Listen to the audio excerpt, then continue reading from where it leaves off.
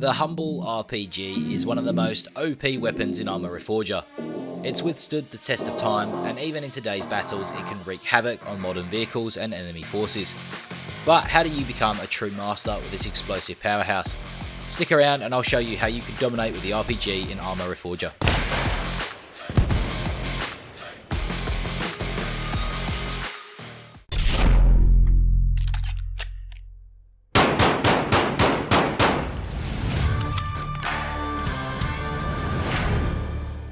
What's up guys, welcome back to the channel.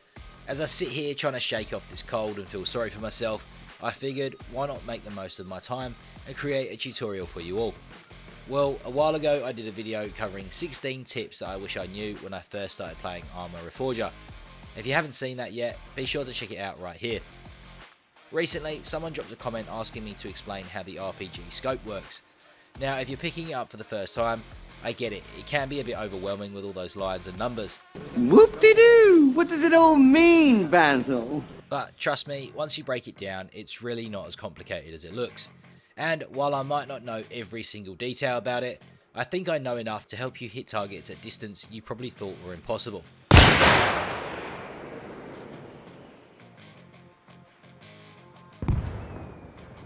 Before we dive into the scope though, let's quickly review the very basics of the RPG itself. RPG stands for Rocket Propelled Grenade, and as the name suggests, it does exactly what it says on the tin. This weapon is perfect for taking down vehicles, infantry, armour and even aircraft. When you pick up an RPG from the arsenal without a scope, there's really not much to it. You simply aim down sights, adjust your zeroing. On PC you can do this by using the page up and page down keys, and fire. Simple, right? Now this is all well and good if we already know the range, but how do we figure that out? And even if we do know the distance, hitting a target at more than 500 meters away through such a tiny hole can definitely be a challenge. That's what she said!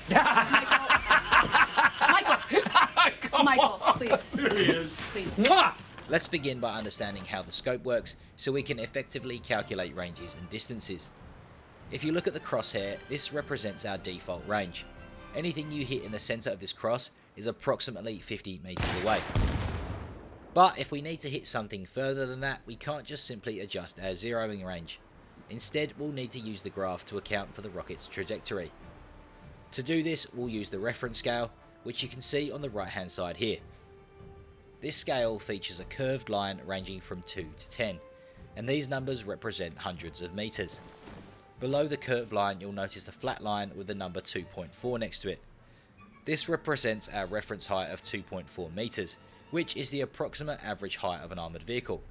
Just keep in mind though that not every vehicle will be this height, so you might need to adjust slightly when taking your shot. To calculate the distance, line the flat line up underneath the vehicle's tyres. I recommend crouching to reduce sway for better accuracy. Then take a look at the top of the scale where the vehicle lines up. In this case, the LAV lines up with the number 2, meaning that it's approximately 200 meters away. But before we get too eager and take our shot, it's crucial to understand which rocket we're firing, as that will determine which graph we should be using. If you take a look in the bottom right hand side of the screen, you'll see the ammo I have equipped. You'll also notice the letter M next to it, and if you're playing the vanilla version of the game, I believe this is currently the only variant available. If you're playing on modded servers, however, you may notice rounds with an N symbol next to them. These are much heavier anti-tank rounds, and they have a separate graph in which to aim with. But for now, in the vanilla version, everyone will have the M variant rockets, so we'll need to use the graph on the left hand side. Once we know our distance and which graph we're using, we can then match this with the corresponding number running vertically, in this instance 2 for 200 meters.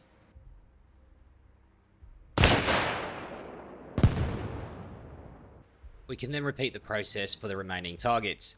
This one is positioned at around 250 meters, so I aim roughly between the 2 and the 3 before taking the shot.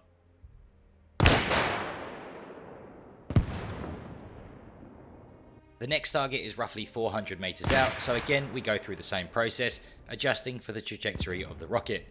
Like I mentioned earlier, it won't be exact as every vehicle doesn't measure exactly 2.4 meters, and as you can see I missed the first shot here, but I was able to quickly adjust and land the second.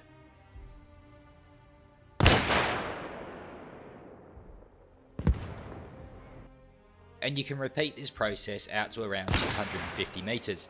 However, I did run into an interesting bug once I started pushing past the 700 meter mark. Now, I'm not sure if this was just something on my end, so let me know in the comments if you've experienced the same, but as you can see, my rockets kept hitting what seemed to be an invisible wall. I tested this several times and the same thing happened every single time.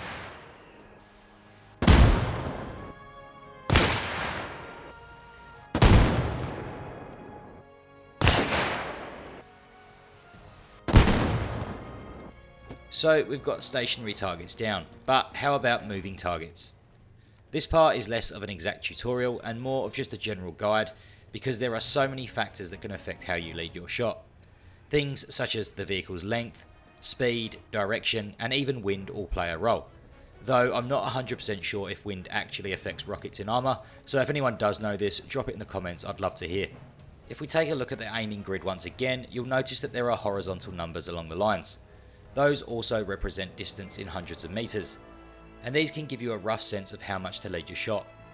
The further the target, of course, the trickier it gets, but the core idea is to match the known range with the corresponding line to give yourself a decent reference. Even if you miss your first shot, it will still give you solid feedback on where to aim the next one. And honestly, even a near miss is enough to make an armoured crew rethink their choices. No one wants to hear a rocket whistle past their turret, so take the shot, adjust if needed, and keep the pressure on.